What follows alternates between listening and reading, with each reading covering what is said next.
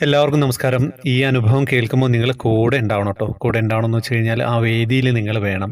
എങ്കിലേ ആ ടീച്ചർ അനുഭവിച്ച ആ ഒരു നിമിഷത്തെക്കുറിച്ച് നിങ്ങൾക്ക് കൃത്യമായിട്ട് മനസ്സിലാവുള്ളൂ. നിഷയാണ്, നിഷ സുരേഷ് അയച്ചു വന്നാണ്. എറണാകുളം കടവന്ത്രയിൽ താമസിക്കുന്നു ഞാൻ. ഈ അടുത്ത് ഗുരുവായൂർക്ക് പോയിരുന്നു. എൻ്റെ ടീച്ചർ പ്രീത ബാലകൃഷ്ണൻ സ്വന്തമായി എഴുതിയ കൃഷ്ണഗാനം തിരുവാതിരക്കളിയിലൂടെ ഗുരുവായൂർ മേൽപ്പത്തൂർ ഓഡിറ്റോറിയത്തിൽ അരങ്ങേറ്റത്തിനായി അവിടെ എത്തി റൂമെടുത്തിരുന്നു. ഡ്രസ്സൊക്കെ മാറി റെഡിയായി ഞങ്ങൾ സ്റ്റേജിനടുത്ത് നിന്നു. കളി കഴിഞ്ഞ് കണ്ണനെ കാണാമെന്ന് വിചാരിച്ചു.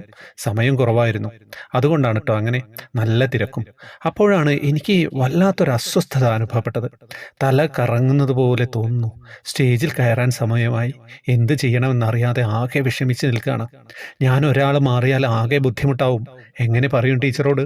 ആകെ സങ്കടമായി. പെട്ടെന്ന് ഞങ്ങളുടെ പേര് അനൗൺസ് ചെയ്തു. ഞാൻ പേടിച്ച് വിറച്ച് സ്റ്റേജിൽ കയറി. എനിക്ക് നന്നായി കളിക്കാൻ സാധിക്കണമേ ദൈവമേ എന്ന് കണ്ണനോട് പ്രാർത്ഥിച്ചു. പാട്ട് തുടങ്ങി.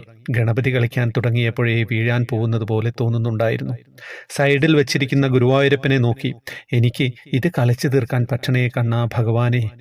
അങ്ങനെ ഒരു പ്രാർത്ഥനയായിരുന്നു. പിന്നെ ഒരു കുട്ടി ഓടക്കുഴലുമായി ഞങ്ങളുടെ റൗണ്ടിന് നടുവിൽ എന്നെ നോക്കി ചിരിച്ചു നിൽക്കുന്നത് പോലെ തോന്നി. ഒരു മായ പോലെ. കളി അവസാനിച്ചു. എങ്ങനെ സാധിച്ചു? ആ കുട്ടി ആരാണ്? ഇപ്പോഴും ഓർക്കാൻ വയ്യ. ഓടിപ്പോയി ക്യൂവിൽ നിന്നു. പെട്ടെന്ന് തന്നെ കയറാൻ സാധിച്ചു. ഞാൻ കണ്ട തുളസിമാലയിട്ട അതേ കുട്ടി തന്നെ, ഗുരുവായൂരപ്പൻ. നിങ്ങൾ ആ ഒരു ഫീല്, ആ ഒരു സമയം ഒന്ന് ആലോചിച്ച് നോക്കൂ. ആ നടുവിൽ ഉണ്ണിക്കണ്ണൻ ചിരിച്ചുകൊണ്ട് നിൽക്കുകയാണ്, തലകറങ്ങുന്ന ഈ ചേച്ചിയെ നോക്കിയിട്ട്.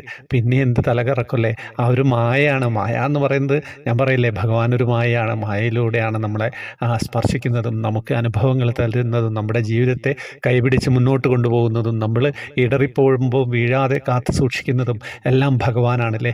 ഭഗവാന്റെ ആ ഒരു കൈത്താങ്ങ് ഉണ്ടെങ്കിൽ നമുക്ക് ലോകത്ത് കീഴടക്കാൻ പറ്റാത്തതായിട്ടൊന്നുമില്ല. ഒരു സങ്കടം ഉണ്ടാവില്ല. നമ്മൾ അങ്ങനെ പ്രാർത്ഥിക്കുക. എല്ലാവർക്കും നല്ലത് വരട്ടെ എന്ന് പ്രാർത്ഥിക്കുകയാണ്. വാട്സപ്പ് ഗ്രൂപ്പിൽ വരാം, കമൻറ്റ് ബോക്സിൽ ഡീറ്റെയിൽസ് ഉണ്ടാവും, യൂട്യൂബ് ജോയിൻ ബട്ടണിലൂടെ വരാം. ഹരേ കൃഷ്ണ.